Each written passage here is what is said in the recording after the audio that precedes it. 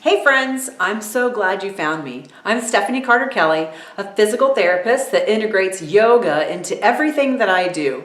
Each week, I'm bringing you physical, mental, and spiritual ways to heal your pain. So, why did I switch to yoga?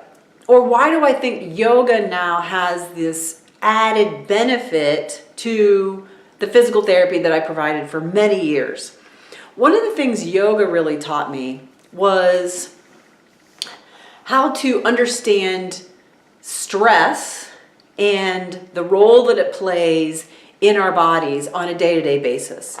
And so there's lots of ways in yoga to really feel how stress helps us, and then there's strategies within a yoga session to calm the nervous system down and to relieve some of that stress. So let's talk about what stress does to the nervous system first. So first of all, we have this, what we call autonomic nervous system, and it's made up of two parts.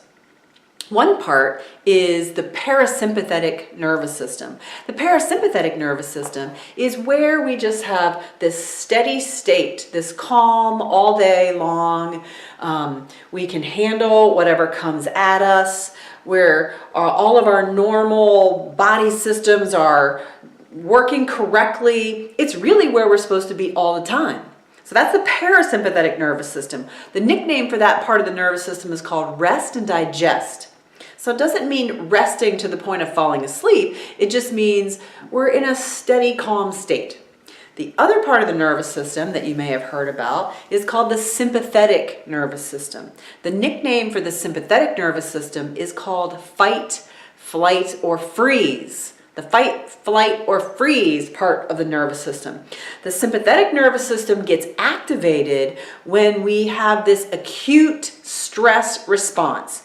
So if you think about driving in traffic and somebody pulls out in front of you, you can immediately react and do something to avoid that car. That's the sympathetic nervous system kicking in when it sees that threat. So the problem with our modern society is that we are constantly being sort of under threat. We're constantly activating that sympathetic nervous system, and even sometimes it's these low level things, and it's really how we perceive the world around us. If we perceive these things to be threats, then the sympathetic nervous system is activated. And so what we find is that people are sort of living in this chronic perpetual state of stress.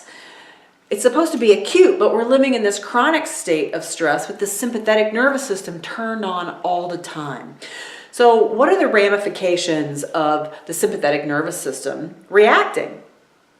One of the things that, there's a lot, every system is involved. So there's a lot of implications of the sympathetic nervous system being involved. If you think about how you need to react, we need certain parts of our body becoming very attentive and very aware, very alert, and other parts to sort of come to the background. One of those things, for example, is digestion.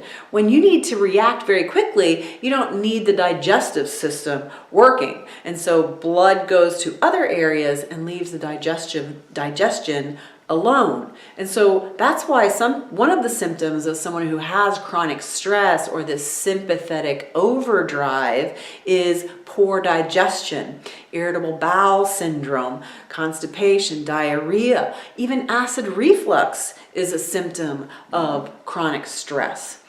So that's just an example of how one system. When we think about the musculoskeletal system, when we think about our muscles, again, think of that. Everything tightens up. All these muscles tighten up.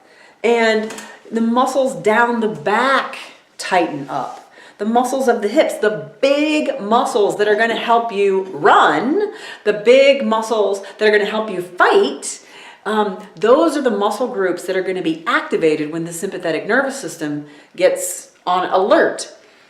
The tiny little muscles are supportive muscles that are supposed to be on all the time, supporting our joints.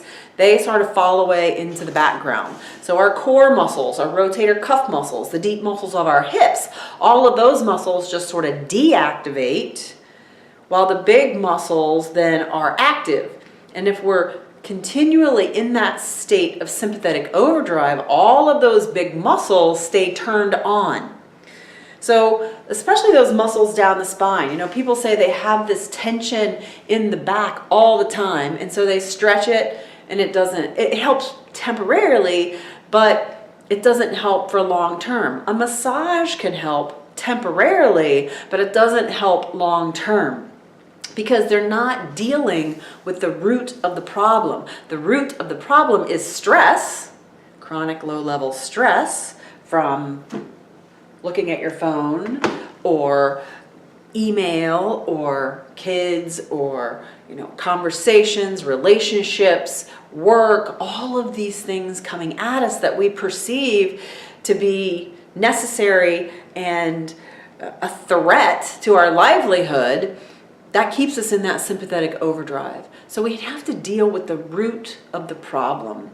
And so there are a lot of strategies in yoga, becoming really aware. What I tell people is you need to become aware of when you first feel pain, because that might be that, that first catch your breath, shoulders rise to the ears. Maybe it's just the fact that you got an email that gave you one more thing to do, or moved your deadline up, or whatever. You perceived it to be a threat. You had everything organized and you perceive a threat, and that's when you notice the pain.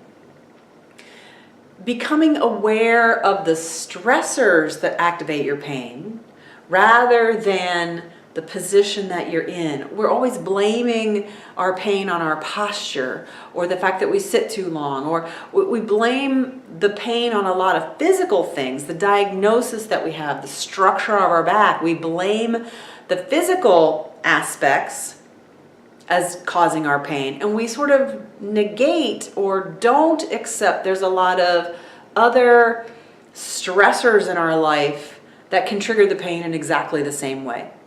So really becoming aware of those triggers of pain. That's the first lesson that I teach people in my course, Yoga for a Better Back. Becoming very aware, because if you're not aware of it, then you can't change it. And so using some of the meditation as a way to calm the nervous system, get the chatter out of the brain so that you can very clearly pay attention. So just some more information. Chronic stress, I think, is an epidemic in this country, and sometimes we think that all the stress is a badge of honor, that we need to have all of it to function.